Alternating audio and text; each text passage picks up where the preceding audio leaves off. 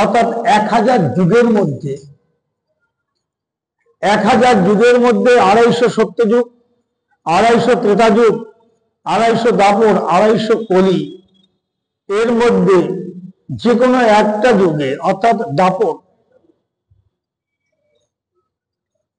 দাপর যুগে ভগবান শ্রীকৃষ্ণ ভৌম বৃন্দাবনে আসেন, লীলা করেন।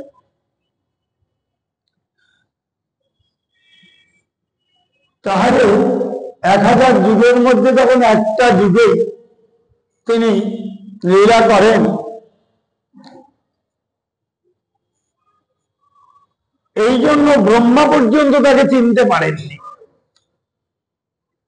আজকে আমরা সরাসরি ঠাকুর হরিদাসের লীলা, শ্রীমান মহাপ্রভুর পরিকর, যাকে বলা হয়েছে আমাদের বৈষ্ণব শাস্ত্রে নামাচার্য ঠাকুর হরিদাস।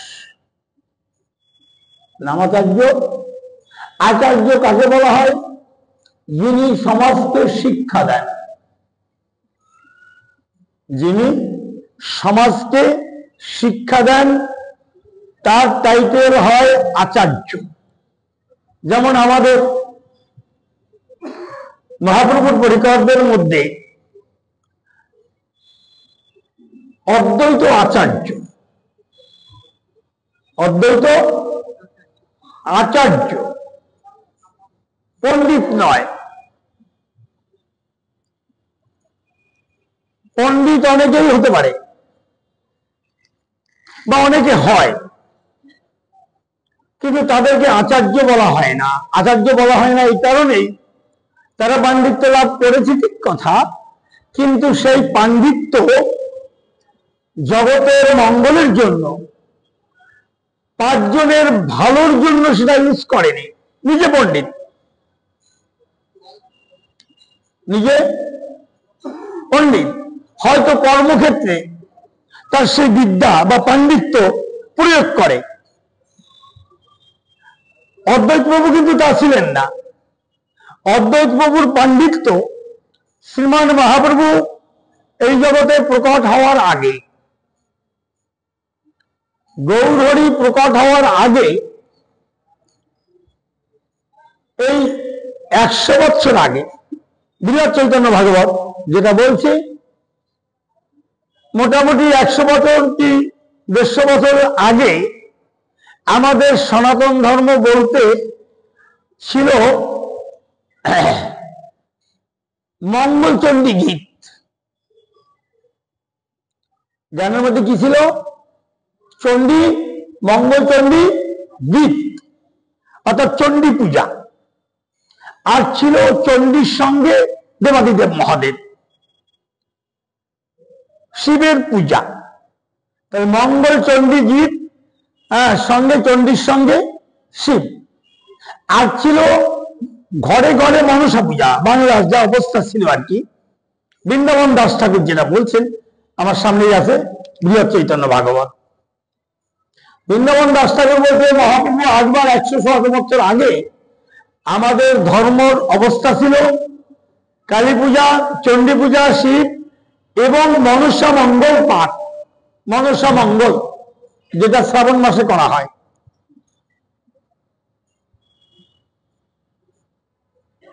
আমাদের ধর্ম যে লুপ্ত হয়ে গিয়েছে এমনটা নয়, কি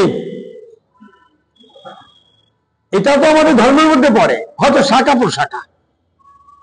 দেবদেবীর আরাধনা, এটা হচ্ছে শাখা প্রশাখা। মূল বৃক্ষ হচ্ছে ভগবান, মূল বৃক্ষ ভগবান। এই ভগবানের ডালপালা, পত্র, পুষ্প, পল্লব, এ হচ্ছে আমাদের 33 কোটি দেবদেবী। এটা বুঝতে হবে, কারণ গীতাতে বলে দিলেন যদা যদাহি ধর্মস্য গ্লানি ভবতি ভারত অভ্যুত্থানম অধর্মস্য তদাত্মনং সৃজন্য। তাহলে যখন যখন ধর্মের গ্লানি আসে ভারতবর্ষে, তখন তখন আমি আসি। কেন? ধর্ম সংস্থাপনের জন্য, দুষ্কৃতীদের বিনাশ করার জন্য, সাধুদের পরিত্রাণ করার জন্য। এই তো কাজ। তাহলে মহাপ্রভু যখন আসলেন আমরা দেখতে পাচ্ছি তার আগে আমাদের ধর্ম কিন্তু একেবারে লুপ্ত হয়ে যায় নাই, গেছে? যায় নাই। তাহলে বিচার করে দেখছে মহাপ্রভু আসলেন কেন। প্রথম কথা হচ্ছে আমাদের দেবদেবীর পূজা অর্চনাটা এটা কিন্তু আমাদের মূল ধর্ম নয়, সনাতন ধর্মের মূল নয়। না, কথাগুলো বুঝতে পারছেন তো আপনারা? বাবারা কথাগুলো বুঝতে পারছেন তো? বুঝতে হবে, না পাঠ না বুঝলে ভালো লাগবে না কিন্তু। তাহলে আমাদের মূল হচ্ছে ভগবানের সেবা সনাতন ধর্মে। আর ভগবানের সেবা না করলে তো মানুষ মুক্তি পাবে না। কোন দেবদেবী ভজন করে ভগবানের পথ পথে পৌঁছানো যাবে না, ও তো ভোগবিলাসের জন্য। কি ভোগবিলাসের জন্য 33 কোটি দেবদেবী ভজনা, তাহলে ওটা মূল ভজনা না। মূল ভজন হচ্ছে ভগবানের ভজনা, প্রেম সে বলো, এটা হচ্ছে মূল ভজনা। তো সে মূল ভজনা যখন তখন লুপ্ত প্রায়। মহাপ্রভু আসবার 100-150 বছর আগে, 100-150 বছর আগে কেন বললাম বুঝতে হবে। এটা একটু বাড়ানো যাবে নাকি? একটু বাড়ানো যাবে এটা, এটা একটু হ্যাঁ একটু একটু বাড়িয়ে দেয়। গতদিন সাউন্ডটা খুব ভালো পাচ্ছি, যেমন হ্যাঁ হ্যাঁ বাস ঠিক আছে। তাহলে মহাপ্রভু আসলেন কেন? তখন আমাদের যে মূল ভজনা, মহাপ্রভু একবার আগে মানে এখন থেকে 5250 বছর আগে মহাপ্রভু এসেছেন, 500 বছর আগে, হয়তো ধরুন 4500 বছর বা 5000 বছর বয়স ভাগবতের। তারপরে মহাপ্রভু এসেছেন, 5000 বছরই ধরুন। ভাগবতের প্রকাশ হয়েছে তার 5000 বছর পরে মহাপ্রভু আসলেন। তাহলে আমাদের তো মহাপ্রভু আসবার আগেই ভাগবত, কি মা? মহাপ্রভু আসবার আগে ভাগবত, তাই না? তাহলে ভাগবত এখন আমরা মহাপ্রভু আসবার পরে আমরা ভাগবতকে যেভাবে ভাগবত রূপে পেয়েছি, মহাপ্রভুর আগে কি ভাগবত সেই রূপে প্রকাশিত ছিল? বলুন আপনারা। ছিল না তো, ছিল না। বৃন্দাবন দাস ঠাকুর বলছে আমাদের ধর্মকর্ম বলতে মঙ্গল চণ্ডী গীত, এবং উল্লেখ করা আছে জগাই মাথায় উদ্ধার লীলাতে উল্লেখ করা আছে। জগাই মাথায় বলছে যে চৈতন্য ভাগবতে উল্লেখ করা আছে, যে সে শাস্ত্রে নয়। জগাই মাথায় বলছি নিমাই পণ্ডিত কি যে মরা পোড়ানো গান করে। কি গান করে নিমাই পণ্ডিত? কি গান করে? বিরাট চৈতন্য ভাগবতের আমার কথা না কিন্তু। জগাই মাথায় কি বলছে? নিমাই পণ্ডিত কি গান করে? হরিবল হরিবল। তো হরিবল কখন দেয়? যখন দেবপরি শ্মশানে নিয়ে যায়। নিমাই পণ্ডিত কি যে মরা পোড়ানো গান করে, কেন একটু মঙ্গল চণ্ডী গীত করতে পারে না? বিরাট চৈতন্য ভাগবতে উল্লেখ করা আছে। তাই বলছি আমাদের ধর্ম মূল হচ্ছে ভগবত ভজনা। ভগবত ভজনা লুপ্ত প্রায় আমাদের সনাতন ধর্মে। লুপ্ত প্রায় বলে স্বয়ং ভগবান সেই রাধারানী সেই কৃষ্ণ দুজনে মিলিত হয়ে আসলেন নবদ্বীপে। গৌর হরি কি, প্রভু নিত্যানন্দ কি, অদ্বৈত আচার্য নম কি, শ্রবণী গঙ্গা কি, নবদ্বীপবাসী কি, গৌরমণ্ডলবাসী কি।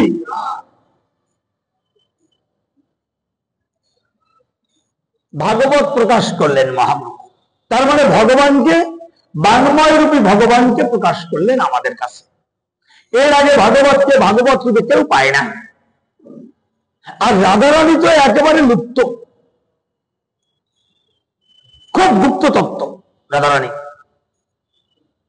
নিজে ইচ্ছা করে প্রকাশিত না হলে গোবিন্দ ওনাকে প্রকাশ করতে পারে না, এত গুপ্ত তত্ত্ব।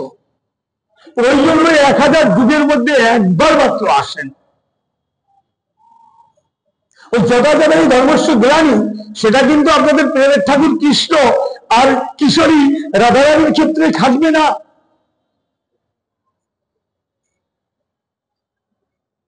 সম্ভব হবে যুগে যুগে, বলছে না গীতায়, সম্ভব হবে যুগে যুগে। কিন্তু এ দুজন আসে না, যুগে যুগে আসে লক্ষ্মী নারায়ণ, বা অনেক সময় লক্ষ্মীও আসে না, শুধু নারায়ণ আসেন। কুরুক্ষেত্রের অর্জুনের রথে বসে যে এই কথাগুলো বলছে, তিনি কিন্তু নারায়ণ। সম্ভবামী যুগে যুগে এ কথাটা যিনি বলছেন তিনি কে? নারায়ণ। তার হাতে কিন্তু বাঁশি নেই, জীবন ধারণ করে রাখলে কি হবে? তার হাতে বাঁশি আছে ও বাবা কুরুক্ষেত্রে? না, দণ্ড দণ্ড, শাসন দণ্ড। বাঁশি কখনো শাসন দণ্ড হয় না, ওটা প্রেমের ধ্বনি। প্রেম সে বলো। এই জন্য কৃষ্ণ নারায়ণ, কৃষ্ণ আর বিষ্ণুকে বুঝতে হবে। এই অঙ্কটা একটু কঠিন। আসি আমরা, তাহলে মহাপ্রভুর লীলাতে আসবেন ঠাকুর হরিদাস। আজকাল বাবাকে দেখছি না, আমার ভালো লাগছে না, উনি খুব জানবেন। কতদিন আমাকে বলছি, আজকে আমার পাঠ আছে, উনি জানে না মনে হয়। আসবে আসবে, হ্যাঁ আচ্ছা ঠিক আছে, আসুক, আসলেই ভালো। আসছি আমরা সরাসরি ভাগবতে যাব, ব্রহ্মমোহন লীলায়। কারণ ঠাকুর হরিদাস কিন্তু ব্রহ্মার অবতার। এই জন্য ঠাকুর হরিদাসকে বৈষ্ণব শাস্ত্রে বলা হয়েছে, হ্যাঁ বৈষ্ণব শাস্ত্রে বলা হয়েছে ব্রহ্ম হরিদাস, অর্থাৎ ব্রহ্মা। হরিদাস রূপে আসলেন। কেন আসলেন? পূর্ব লীলাটা আজকে আস্বাদন হবে ভাগবতের দশম স্কন্ধ থেকে। প্রাণ গোবিন্দ আজকে গোষ্ঠে, প্রাণ গোবিন্দ আজ গোষ্ঠে এসেছেন। ব্রহ্মা কিছুদিন যাবৎ চিন্তা করছেন, কোন কোন দেবতারা বলছে প্রভু ওই নন্দের ঘরে গোপাল রূপে আবির্ভূত হয়ে বহু বৃন্দাবনে লীলা করছে।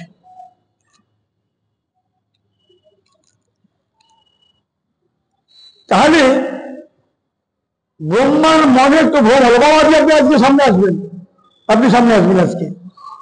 হ্যাঁ, সবার মুখী না দেখলে আমার ভালো লাগে না, আজকে আপনার মুখ আমার বারবার দেখতে হবে। কি বলছে? তাহলে আজকে ব্রহ্মার মনে সংশয় লেগে গেল ওই রাখাল বালকটা সম্পর্কে, যেটা শুনতে পাচ্ছি। আমার প্রভু খুলে গেছে নাকি? তুমি ঠিক করে লাগিয়ে দাও তো, ও পারে নাকি লাগাতে? হ্যাঁ ঠিক আছে। কি বলছে? ব্রহ্মার মনে সংশয় জেগে গেল। সংশয়, আমার প্রভু তো এইরকম লীলা কোনোদিন কোনো কালে করে নাই। তার প্রভু, ব্রহ্মার প্রভুকে বলুন, ব্রহ্মার প্রভুকে নারায়ণ। এই তো কারেক্ট কথা। তাই তিনি চিরকাল জানেন যে জগতের প্রভু হচ্ছে নারায়ণ। কৃষ্ণ লীলার প্রকাশ হয়নি তো, তা কৃষ্ণকে চিনবি কি করি? বুঝতে পেরেছেন? এর আগে 27টা সত্যযুগ চলে গেছে, 27টা ত্রেতা যুগ চলে গেছে, 27টা দাপর যুগ চলে গেছে এই ব্রহ্মার এই দিবসকালে। ব্রহ্মার এই দিবসকালে, বর্তমান যে দিবসকাল চলছে, তার 27টা সত্যযুগ, 27টা ত্রেতা যুগ, 27টা দাপর যুগ চলে গেছে। এই যে গত দাপরটা, এটা হচ্ছে 28, তারপরে 27তম দাপর গেছে, 27তম কলি গেছে, আবার নতুন করে 28তম সত্য শুরু হয়েছে, 28তম সত্য চলে গেছে, 28তম ত্রেতা চলে গেছে, 28তম দাপর যুগের শেষে এলেন কৃষ্ণ ভগবান। প্রেম সে বলো।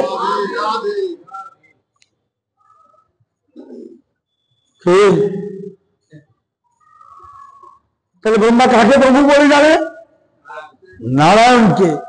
তো কৃষ্ণকে জানবে কি করে? কৃষ্ণের তো প্রকাশই নাই। ওই জন্য লীলাটার মধ্যে একটু অবিশ্বাস এসে গেল।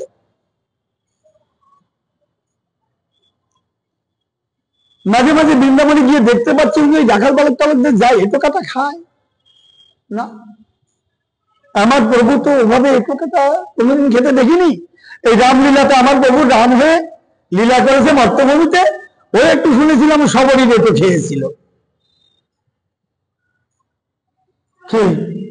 রামলীলা কি আশা রেখে খেয়েছে নাকি? না খায়নি। এই জন্যই অবিশ্বাস। তাই উনি ভগবানকে পরীক্ষা করতে আসলেন। নন্দন নন্দন কেমন ভগবান? অন্তরিক্ষে হংসপীঠে বসে রাখাল বালকদের দিকে তাকাচ্ছেন গোষ্ঠ লীলায় ভগবান। তা আজকে লীলাটা কি দেখছেন? আজকে লীলাটায় দেখছেন পুলিং ভোজন। শ্রীরাম সুরাম রাম বসুরাম রাখাল বালকদের মায়েরা সপ্ত পুটুলিতে করে কি এখানে তো মাঠে ঘাটে কাজ হয় না, গ্রামের দিকে তো হয়। বাংলাদেশে সকালবেলা হাল চাষ করতে যেত, কি ধান গাছ রোপণ করতে যেত, দুপুরবেলা আমরা খাবার নিয়ে যেতে হতো না, কারণ গামছার বেঁধে কি। যদি এখন হয় তাহলে তো হাজার হাজার বছর আগের কথা। মায়েরা পুটুলি করে, তখন টিফিন বক্সের জন্ম হয় নাই গোবিন্দা। ভাগবত যেটা বলছে, মা যশোদা বহুদা ওরা পুটুলিতে করে দুপুরবেলার জন্য খাবার পাঠিয়ে দিতেন। তো ব্রহ্মার অন্তরিক্ষ থেকে দেখছে ওদের পুলিং ভোজন। লীলাতে কেমন ছবির মতো মনে মনে ভাববেন। গোবিন্দকে মাঝখানে বসিয়েছে, মাঝখানে বসিয়ে বাকি রাখার বালকটা তাকে ঘিরে ঘিরে বসেছে। ঘিরে ঘিরে বসেছে, বসে এবার যার যার পুটুলি বের করেছে। গোপাল ও গোপালের পুটুলি বের করেছে। ভাগবত বলছে সবার কারো কারো পুটুলিতে ভিন্ন ভিন্ন খাবার, সবারই যে ননি আছে এমনটা নয়। ওখানে ভাগবতে উল্লেখ করলো ওই দিন মধুমঙ্গলের মা দ্বাদশ সকালে রাখাল মধুমঙ্গল, মধুমঙ্গলের মা ওই দিন টিফিন রূপে পাঠিয়েছেন পান্তা ভাত। কি পাঠিয়েছে? পান্তা ভাত খেয়েছেন তো? বহু গেছি, আমিও তো বাংলাদেশে। এখন তো প্রচলনটা কমে গেছে। বাংলাদেশে আমাদের ওটা নিত্য সকালবেলা খাবার ছিল। আসি তা ভাগবতে যেটা বলছি, ওই পান্তা ভাত পাঠিয়ে দিয়েছে মধুমঙ্গলের মা। আর অন্যান্য রাখাল বালকদের অন্য সবকিছু আছে, ননিটা নিয়ে আছে। এখন কি হচ্ছে, গোপাল কি করছে, ওই যশোদার পাঠানো পুটুলি থেকে একটু নবনীত তুলে সামনে যে বসে আছে তার বদনে দিচ্ছে। আর সে তার পুটুলিতে যেটা আছে সেইটা তুলে গোপালের বদনে দিচ্ছে। আর গোপাল চক্রাকারে ঘুরছে, সবারটাই নিচ্ছে, কিন্তু সবারটাই নিচ্ছে, নিজের পুটুলি থেকে সবাইকেই দিচ্ছে।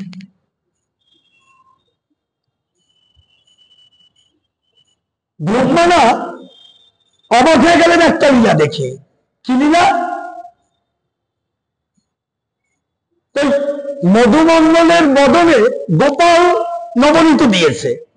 তা মধুমঙ্গলের ডালে তো গেছে, খানিকটা এখানে লেগে রয়েছে। এবার গোপাল কি করছে জানেন? হামাগুড়ি দিয়ে এগোবার মতো এগিয়ে গিয়ে গোপালের জীবা দিয়ে মধুমঙ্গলের ওই নবনীতটা সেবা করছে। প্রেম সে বলো। বুঝতে পারছেন? সখ্য প্রেম কাকে বলে? ওইটা দেখে ব্রহ্মা আরো ভাবাচাকা খেয়ে গেলেন, এইরকম হয় নাকি? সন্দেহ আরো বেশি হয়ে গেল। সন্দেহ যখন গাঢ় হলো, তাহলে ওনাকে পরীক্ষা করতে হবে। কি করে করি?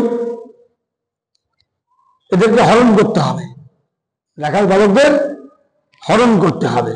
ঠিক আছে, এরা তখন পুলিশ বোঝে আছে। আমি একটা কাজ করি, আগে বাছুরি গুলোকে, গাবি নয়, কাদেরকে হরণ করবেন? বাছুরিগুলিকে হরণ করে গুহার মধ্যে রেখে পাথর চাপা দিয়ে আসবেন।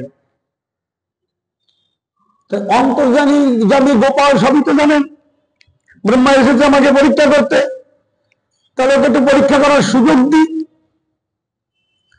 নির্বাচন হয়ে গেছে, সবাইকে বললো তোমরা একটা কাজ করো, তোমরা এই করো, বাছুরিগুলোকে দেখতে আমি পাচ্ছি না, হ্যাঁ তোমরা এখানে থাকো তিষ্ঠ, আমি একটু দেখে আসি বাছুরিগুলো কত দূরে গেছে।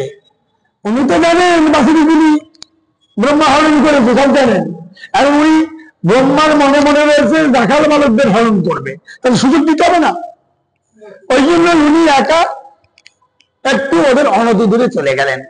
এই সুযোগে রাখাল বালকদের ব্রহ্মা হরণ করলেন, করে নিয়ে ওই গুহার মধ্যে প্রবেশ করিয়ে পাথর চাপা দিয়ে রাখলেন। প্রেম সে বলো, তাহলে হরণ হলো রাখাল বালক, আর হরণ হলো বৎস। কিন্তু আজকে যে ব্রহ্মমোহন লীলা হচ্ছে, আজকে কিন্তু বলরাম নাই। আজকে কিন্তু নৌকা বিলাসের দিন কিন্তু ছিল, মনে আছে? আমার বলাই দাদা বড়ই সদা, আমার দাদার কাছে কেউ মিছে বলে না, মনে আছে? যখন যাচ্ছে আসে। আজকে কিন্তু দাদা বলরাম নেই। কেন নেই? আজকে বলরামের জন্মদিন। আজকে বলরামের মা রোহিণী বলরামকে গোটে আসতে দেয়নি, যেহেতু জন্মদিন, ছেলেকে নিয়ে আনন্দ করবেন। এই জন্য আরো ভালো হয়েছে, ব্রহ্মা ভালো সুযোগ পেয়েছে, ভগবানও ভালো সুযোগ দিয়েছেন, হরণ করে নিয়ে গেলেন। হরণ করে রেখে দিয়ে উনি চলে গেলেন সত্যলোকে। গোবিন্দ যথারীতি সমস্ত বালক সৃষ্টি করলেন, সমস্ত গোবৎস আবার সৃষ্টি করলেন, করে যথারীতি তাদেরকে নিয়ে আজকে কিন্তু সব রাখাল বলে, আর সব গোবৎস সবই গোপাল। সে বলে আজকে কিন্তু শ্রীরাম দাম্পতিদের গর্ভে যে সব সন্তান, তারা কিন্তু নেই, আজকে সব গোপাল। কিন্তু রূপ রাখাল বালকদের এবং রূপ গোবৎসদের। আসলে কি তারা একজনও গোবৎস নয়, একজনও রাখাল বালক নয়, সব আজকে গোপাল। স্বয়ং গোপাল, দাদার শাখালো গোপাল, গোবৎস গণ গোপাল। যথারীতি লীলা করতে করতে আজকে উত্তর গোষ্ঠ বাড়ি গেলেন। নিত্যদিনের মতো লীলা, সকলেই জানে যার ছেলে বাড়িতে ফিরে এসেছে ধেনুবৎস নিয়ে। আজকে মায়েরা যখন ছেলেকে ধুলাবালি মাখাতে, ওদেরকে পরিষ্কার পরিচ্ছন্ন করছে, স্নান করাচ্ছে, ওদের বসন করাচ্ছে, তখন না ওদের যতই স্পর্শ করছে তখন একটা আলাদা অনুভূতি। মায়েরা ছেলেদের পরিচর্যা করবে, এটা তো একটা আনন্দ। কিন্তু আজকের আনন্দটা একটা অন্যরকম। কেন? মায়েরা কিন্তু তাদের বাড়িতে বুঝতে পারছে না, বুঝতে পেরেছেন? অত্যধিক আনন্দ কেন, সেটা তো আপনারা বুঝতে পারছেন। কারণ আজকে তো তার নিজের ছেলে নয়, আজকে তো গোপাল শ্রীরাম রূপে আছে, সুদাম রূপে আছে, মধুমঙ্গল রূপে আছে। প্রত্যেকের মায়েদের আনন্দ আর ধরে না। এদিকে গাভীদেরও তাই, গাভীদেরও তাই। সকালবেলায় যখন সব বৎসরা এসে গাভীদের মায়েদের বাটে মুখ দিয়েছে, তাদের আনন্দ যারে ধরে না। কেন? এখানে সুখমণিপাদ বললেন, এটাকে লীলায় প্রভু করেন কার্য পাশ্চাত, গৌরবীর ক্ষেত্র তাই। আজকে দেখুন একটা লীলা দিয়ে প্রথম কথা হচ্ছে ব্রহ্মার মনে যে সন্দেহ, সেই সন্দেহ নিরসনের জন্য আমি যে ভগবান, স্বয়ং ভগবান, ওই রকম দ্বাদশ টাকার গেলে কোটি কোটি টাকার আমি সৃষ্টি করতে পারি, ওই রকম বৎস আমি কোটি কোটি সৃষ্টি করতে পারি। এই তত্ত্ব জগতে প্রকাশ করার জন্য লীলাটা করছেন, ভগবত্তা প্রকাশ করার জন্য। গেল তো? আর একটা কথা হচ্ছে, এই যে রাখাল বালকদের মায়েরা, এরা মনে মনে সারা জন্ম ধরে পুত্র সন্তান লাভ করার পর থেকে, মা যশোদা পুত্র পাওয়ার পর থেকে এদের মনের মধ্যে একটা সুপ্ত বাসনা, কি আমার পুত্রকে আমি স্তনদান করি, আমার পুত্রকে আমি ভালোবাসি, আমি পরিচর্যা করি। ঠিক আছে, কিন্তু যশোদার পুত্র গোপাল যদি আমার পুত্র হতো, মনের বাসনাটা কি? যশোদার পুত্র গোপাল, ও যদি আমার পুত্র হতো, তাহলে ওর পরিচর্যা করে, ওকে স্তন দান করে আমি না কি সুখ অনুভব করতাম। প্রত্যেকটা মা এটাই ভাবতেন। সেবা বাসনা, সেবা বাসনা করলে ভগবান অপূর্ণ রাখেন না। বাসনা রাখতে হবে ভগবানের সেবা বাসনা। আর আমরা তো কামনা বাসনা করি, ধরেন যেন কালি ফেলে দিয়ে সাধ হয়, এসি বসাতে পারি। ভোগ বাসনা, বাসনা থাকবে প্রত্যেকটা দেহে। কাম, ক্রোধ, লোভ, মোহ, মত, মাৎসর্য প্রত্যেকটা অঙ্গে আছে। কি দেবতা, কি কিন্নর, কি দানব, কি মুনি, কি ঋষি, প্রত্যেকের দেহে আছে। এটা ভগবানের সৃষ্টি। যে যত বেশি ভজন করতে পেরেছে, যে যত বেশি প্রেম অর্জন করতে পেরেছে, সে তত এইগুলোকে কন্ট্রোল করতে পেরেছে। কন্ট্রোল করা যায় কিন্তু ত্যাগ করা যায় না। ওটা দেহের সঙ্গে মনের সঙ্গে থাকবে, মৃত্যুর পরেও থাকবে, মৃত্যুর পরেও থাকবে। ওটাকে ত্যাগ করা যাবে না। ওটা ভগবানের সৃষ্টি, কিন্তু ওটাকে কি করা যাবে? কন্ট্রোল। ইচ্ছা হলে কাম প্রয়োগ করবে, ইচ্ছা না হলে যতই সুন্দরী নারী হোক না কেন, তার কোনো কাম বিকারী হবে না। তবে তো মুনি ঋষি, তবে তো মুনি ঋষি। আর নারী সঙ্গ না করেই জন্ম দেয় বহু মুনি ঋষি। একদিন মা মানুষের কথা বলছিলাম না, ছিলেন? মনে আছে? আপনি ছিলেন? ছিলেন না? আস্তিকস্য মুন্নির মাতা ভগ্নী বাসুকী স্থপা জগৎকার মুন্নির পত্নী মনসা দেবী নমস্তুতে। তা কি বলবো? জগৎকার মুনির পত্নী মা মনসা। ঠিক আছে, যাই হোক, কার্যান্তরে জগৎকারু মুনির সাথে মা মনসার বিবাহ হলো। কিন্তু মুনি ঋষিরা তো ঘরে থাকে না, দেখছেন না? কর্দম ঋষি কেউ ঘরে থাকে নাই, কপিল কেউ ঘরে থাকে না, সব তখন তপস্যায় যাবে। তাদের মা মনসা ধরলো, তুমি আমার স্বামী, আমার কোনো সন্তানাদি কিছু নেই, আর তুমি এখন মরে যাচ্ছ, তাহলে আমি কি নিয়ে থাকবো? আমার কি হবে? তখন জগৎকারু মুনি এই বাহাতের তনু আঙুলটা, যে আঙুলে ভগবান গোবর্ধন ধারণ করেছিলেন, এই আঙুলটা মা মনসার নাভিদেশে স্পর্শ করালেন। মনসা মন্ডলের কথা বলছি। নাভিদেশে স্পর্শ করে বীর্য সঞ্চার করলেন। দেখছেন কি? মা মনসার সঙ্গ করতে হলো? করতে হলো না। বীর্য প্রয়োগ করে বলবেন তোমার গর্ভে যেটা হবে সেটাইতেই তোমার নাম যশ প্রতিষ্ঠা প্রকাশ পাবে। প্রেম সে বলো। এই নয় মুনি ঋষি, বুঝতে পেরেছেন? আসছি আমরা তাহলে আজকে ব্রহ্মমোহন লীলাতে, তাহলে প্রত্যেকটা মায়ের যে সুপ্ত বাসনা, সেবা বাসনা, আজকে গোবিন্দ প্রত্যেকটা রাখার ভালো করে প্রত্যেকটা মায়ের সেবা বাসনা পূর্ণ করছে। গাভীগণ তাই,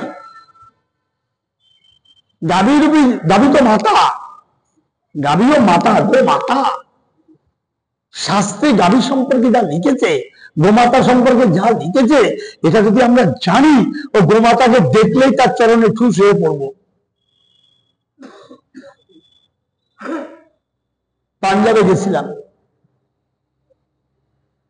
এক একটা ছেলে গোশালায় এসে গোমাতাকে প্রণাম করে ওই পায়ে যে গোবর লাগানো আছে না, ওখান থেকে তুলে জ্বালিয়ে দিচ্ছে। আমার মতো বলদ না, উচ্চশিক্ষিত। গোমাতা, ভারতবর্ষে যদি ভারতবর্ষের দেশীয় গোমাতা না থাকে, তাহলে এখানে ভগবানের সেবা থাকবে না, বন্ধ হয়ে যাবে। ভগবানের সেবা পূজা হবে না, ভগবানও থাকবে না, গেলানি এসে যাবে, ধ্বংস অনিবার্য। কেন? ভগবানের সেবাতে যে কয়টা দ্রব্য লাগে, আপনি তো আগে ভগবানকে স্নান করাবেন, খাওয়াবেন তো পরে, আগে তো স্নান আগে। পঞ্চামৃত তৈরি করতে কি কি লাগে? দধি, দুগ্ধ, না ওটা পঞ্চগব্য। গোচনা গোমূত্র বাদই দিলাম, পঞ্চগব্য বাদ দেন। আমরা তো রোজ পঞ্চগব্য দিয়ে স্নান করাই না, বিশেষ বিশেষ জন্মলীলা টিলাতে আগে পঞ্চগব্য দিয়ে স্নান হয়, তারপরে পঞ্চামৃত দিয়ে স্নান হয়, তারপর বিশুদ্ধ গঙ্গা জল দিয়ে স্নান হয়। তিনটে স্নান, নাহলে দধি, দুগ্ধ, ঘৃত সব তো গায়ে লেগে থাকবে। তাহলে আমি পঞ্চগব্যের কথা বাদ দিলাম। পঞ্চামৃত তৈরি করতে গেলে দধি, দুগ্ধ, ঘৃত, মধু, শর্করা, তার পাঁচটার মধ্যে তিনটে কোথা থেকে এলো?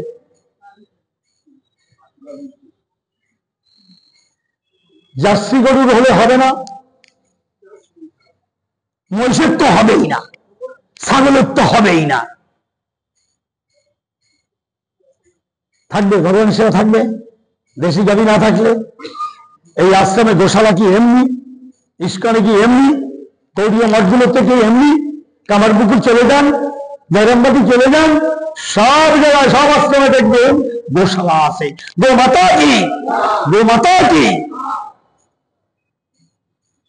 ভাগবতে গো পূজা রয়েছে।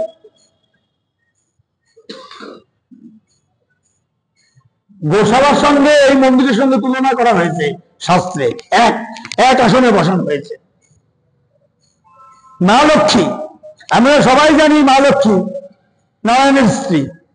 তাই গতদিন আমরা যখন গঙ্গাকে দেখলাম, সেও তো নারায়ণের স্ত্রী, তা সে কি লক্ষ্মী থেকে কম যা বেশি? একই স্টেজে লক্ষ্মী, সরস্বতী, গঙ্গা একই আসনে বসে আছে, কাউকে খাটো করা যাবে না। ঠিক তেমনি গোমাতা, গোশালার সঙ্গে এই যে মন্দির, এই যে যুগলের মন্দির, সেম। ভাগবত বলছে, আমি না। ভগবানের নামকরণ কোথায় হয়েছিল? গোশালা। গোপাষ্টমী আছে, গোপাষ্টমী আছে না, ওদিন গো পূজা হয়। আর ভগবানের কোলে প্রেম সে বলো। গোমাতার যে কি মহিমা, আমাদের বাংলাতে একদম কালচার নেই। শুধু এই আশ্রম গুলোতে একটু কালচার আছে, আমাদের বাড়িতে ছেলে মেয়েদের সঙ্গে বা আমাদের একদম কালচার নেই। গোমাতা সম্পর্কে যদি কালচার থাকে, আপনার যদি 500 টাকা ধানও খেয়ে যায়, আপনি তাকে তার লাঠির বাড়ি দিতে পারবেন না, যদি গোমাতা সম্পর্কে আপনার জানা থাকে। কত স্বাদের লাউ গাছ সবে বেয়ে উঠেছে, গরুতে সে খেয়ে গেল, আপনি কখনোই তার গায়ে গরম জল দেবেন না, দিতে পারবেন না, যদি গোমাতা সম্পর্কে আপনি জানেন। খেয়েছে আমার মঙ্গল হয়েছে, প্রেম সে বলো।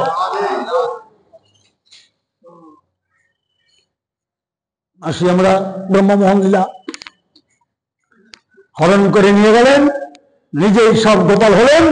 আজকে ব্রজমাইদের এবং গাভী মাতাদের আনন্দ দিতে লাগলেন।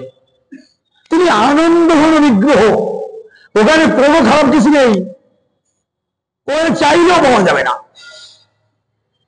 ওই যে সবাই বলে না, মা কুন্তি চাইছিল না ও কৃষ্ণ, এটা বলেছে পিসিমা কুরুক্ষেত্রের যুদ্ধ শেষে তোমার ছেলে এখন চক্রবর্তীবাদ রাজা যুধিষ্ঠির। চক্রবর্তীবাদ মানে আধ্যায় অর্থে যত যত ছোট রাজা আছে তাদের মুকুট বনিয়েছেন যুধিষ্ঠির, মানে তারা ট্যাক্স দেবে যুধিষ্ঠিরকে। তা তোমার রাজা এখন, তোমার ছেলে এখন চক্রবর্তীবাদ রাজা, তোমার তো আনন্দের আর কোনো সীমা নেই। হ্যাঁ, তাহলে তুমি এখন আনন্দ থাকো, আমি চললাম দ্বারকায়। ও, যখন দুঃখ ছিল তখন তুমি ছুটে ছুটে আসতে, আর যে আনন্দের দিনে কৃষ্ণ চলে যায়, ও কৃষ্ণ আমি ওই আনন্দ চাই না। যে আনন্দ পেলে কৃষ্ণ থাকে না, সে আনন্দ আমি চাই না। দুঃখ পেলে যদি কৃষ্ণ থাকে, আমি সেই দুঃখ চাই। তুমি আমাকে দুঃখ দাও কৃষ্ণ।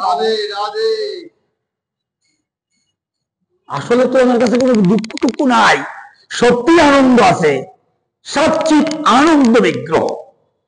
আসি আমরা, চলছে 1 বছর লীলাটি চলল, কিন্তু বলরাম বুঝতে পারল না। এইখানটায় দেখুন, গোবিন্দের সাথে দ্বিতীয় কলব হচ্ছে বলরাম। প্রথম পুরুষ যদি গোবিন্দ হয়, তাই দ্বিতীয় পুরুষকে বলরাম। এই যে আমরা নারায়ণ, নৃসিংহ, জগন্নাথ, এই যত যত ভগবান দেখি না, এরা অনেক পড়ি। প্রথম পুরুষ কৃষ্ণ, দ্বিতীয় পুরুষ বলরাম। বলরাম ভগবান কি, বলরাম ভগবান কি। আরে আমাদের পালন করতে নারায়ণের তো সেদিন জন্ম। প্রথম শ্রীকৃষ্ণের অঙ্গ থেকে যে দ্বিতীয় পুরুষের আবির্ভাব, তিনি হলেন কে? বলরাম। ওই জন্য নিত্য সঙ্গী, প্রত্যেক লীলার সঙ্গী, নারায়ণ নয়। এই বলরাম রামলীলায় কে ছিল? লক্ষণ, ঠিক। আর কৃষ্ণ লীলায় বলরাম, গৌর লীলায় নিতাই চাঁদ। প্রত্যেকটা লীলাতে আছে। তাহলে একবার বড় হলেন, একবার ছোট হলেন, আবার বড় হলেন কেন, সে অন্যদিন আলোচনা হবে। আসি আমরা, সময় অত্যন্ত সংক্ষেপ, এখানে কয়েকদিন লাগবে, কিন্তু মিস করবেন না। হ্যাঁ, আমি আপনার অপেক্ষা করছিলাম। যাই হোক, এবার 1 বছর ব্যাপী এই আনন্দ দান করলেন। ব্রহ্মা এদেরকে হরণ করে সত্যলোকে গেলেন। সত্যলোকে গিয়ে যে 15 দিন ওভার হয়ে গেছে, সত্যলোকের 15 দিন আর আমাদের মর্তলোকের এই 1 বছর, এইভাবে গণনা হয়। উনি 15 দিন পরে মনে করছে, হ্যাঁ, মর্তলোকে তো 1 বছর হয়ে গেছে, তাই আমি যে রাখাল বালক আর এই যে ধনু বৎসদের হরণ করে রেখে এলাম, দেখি না ওই কালো ছেলেটা কি করলো। তখন তো ওনার কাছে রাখাল বালক কালো ছেলেটা, নন্দের নন্দন। এইবার উনি এসে দেখছে ওনার যথারীতি লীলা চলছে। রাখাল বালক যে যেমন তেমন, বৎসরা যে যেমন তেমন। এবার ধ্যানে বসলেন। তা উনি জানেন তো নারায়ণকে, কৃষ্ণকে তো জানে না, তা ধ্যান কার করবে? ধ্যান নারায়ণের শুরু করলেন। ও প্রভু, তুমি কি এই হয়ে এইসব করছো নাকি? দেখি আমার প্রভু কি বলে। ধ্যানস্থ হলেন। ভালো করে লক্ষ্য করুন, খুব তত্ত্ব কথায় জানে। ধ্যানস্থ হলেন নারায়ণের। যখন নারায়ণের ধ্যানস্থ করলেন, নারায়ণ তো প্রকট হবে। নারায়ণ প্রকট হবে। প্রকট হওয়ার আগে ব্রহ্মাকে দেখাচ্ছেন, তুমি যে আমার তপস্যা করছো, দেখো আমার জন্ম ওই কালো ছেলেটার অঙ্গ থেকে। প্রেম সে বলো। এখানে কি দেখছেন? গোপালের অঙ্গ থেকে নারায়ণের আবির্ভাব। গোপালের অঙ্গ থেকে চতুর্ভুজ শঙ্খ চক্র গদা পদ্মধারী নারায়ণের আবির্ভাব। ধ্যানে দেখছেন। এইবার ভ্রম কেটে গেল, আমি কেন নন্দন নন্দন এই রাখাল বালক এই গোপালকে আমি কেন চিনতে পারলাম না? কেন এটা কি আমার প্রভুর প্রভু, আমার যে প্রভু নারায়ণ তারও এতদিন প্রকাশ হয় নাই, এই জন্য আমি চিনতে পারি নাই। এবার যখন চিনতে পেরেছে, এইবার যখন চিনতে পেরেছে, তখন হংসপীঠ থেকে নেমে ব্রজভূমিতে বসে স্তবস্তুতি শুরু করেছে। কারণ উন্নত স্তবস্তুতি জানে। সত্য লোকে তো মহাপ্রভু আসে নাই যাদের কৃষ্ণ মহামন্ত্র দিয়ে কীর্তন করে শিখিয়ে দেবে, আমাদের মতো স্তবস্তুতি জানে, বেদ স্তবস্তুতি শুরু করেছে। স্তবস্তুতি শুরু করলে ভগবান তুষ্ট না হয়ে পারে? তুষ্ট না হয়ে পারে? ভগবান তুষ্ট হলেন। বড় ব্রহ্মা কি চাই? ব্রহ্মা বললেন, প্রভু তোমার কাছে কি চাইব? তাই একটা কথা প্রভু, না না না আমি ধৃষ্টতা প্রকাশ করবো না। এই ব্রজভূমিতে তুমি যে লীলা প্রকাশ করছো ব্রজবাসীদের নিয়ে, আমি একটা তুচ্ছ, নিজেকে কি ঠাকুর হরিদাসের মতো, উনি তো হরিদাস হবে, তুচ্ছ। আমি কখনোই বলবো না তুমি আমাকে একটা ব্রজভূমিতে ব্রজ গোপ কপিদের দেহ দাও, সে সামর্থ্য আমার নেই। একটা গোপদেহ কিংবা একটা গোপী দেহ তোমার কাছে চাইবো, সে সাহস আমার নেই, সামর্থ্য নেই। কি চাও ব্রহ্মা? ব্রহ্মা অনেক চিন্তা ভাবনা করে ব্রহ্মা বললেন, প্রভু আমাকে এই ব্রজভূমিতে একটা শিলাখণ্ড করে দাও, তোমার এই ব্রহ্মপদ আমি চাই না। তোমার যে চাকরি, ওই আমাকে ব্রহ্মা করে সিংহাসনে বসিয়েছ, এ তো ঝামেলার কাজ, ওখানে তো প্রেম নেই। প্রেম আছে? হ্যাঁ।